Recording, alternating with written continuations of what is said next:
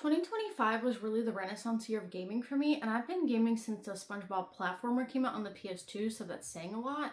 But somewhere along the way, I got a little lost. I didn't have a computer for a while, and then the Xbox, that's only for Netflix. If you get it, you get it.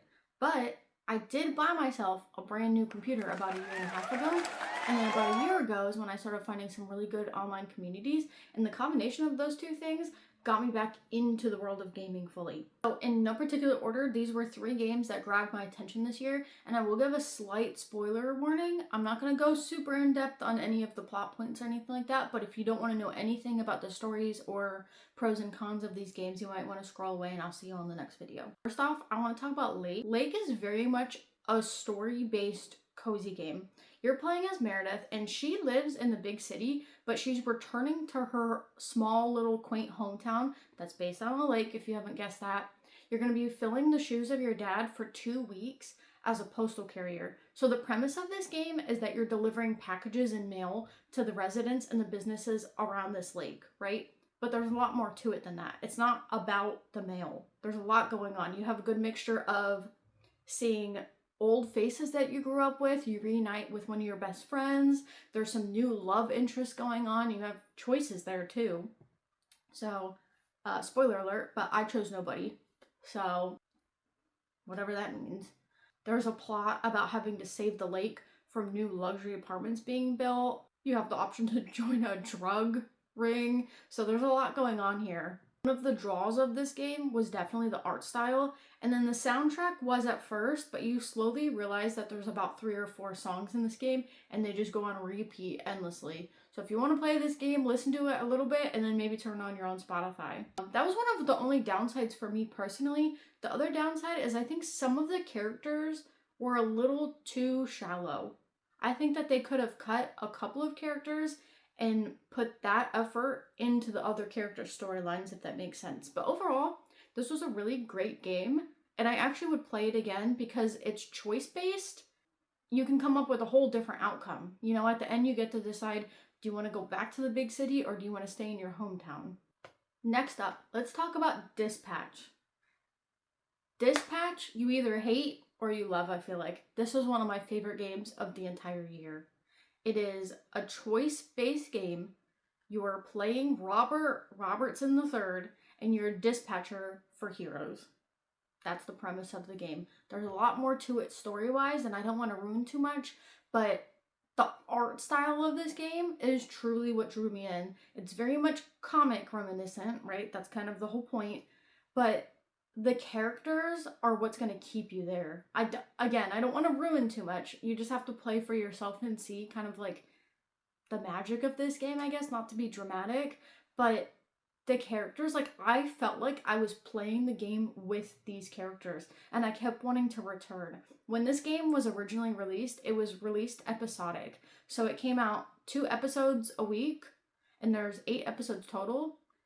I don't know, this game did something to me. I was obsessed with this game. I saw like 2 or 3 clips on TikTok, and that's all I needed to know. I knew I was playing it. I think that there's a lot of positives about this game. The art style, the soundtrack.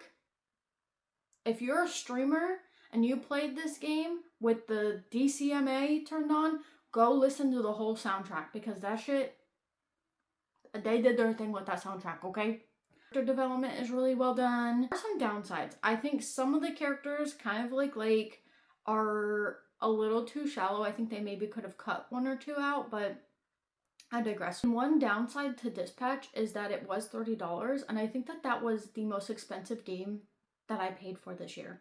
But it was worth every $30 bill. It was worth it. I would buy it again.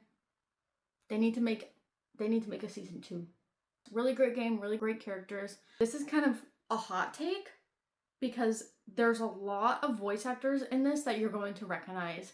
There's Voice Critical, Jacksepticeye, a lot of people from Critical Role, Ashley Johnson is in it. You're going to recognize a lot of voices, and that's really great. That lends to the game, but I think sometimes it's distracting. As good of a job as they did, and I don't want to point out anybody in particular, but I think some people, sometimes it just felt like they were talking instead of acting, and it took me out of the game once or twice, but overall, not a big deal. I wouldn't really, like, I'd mark off like half a point for that.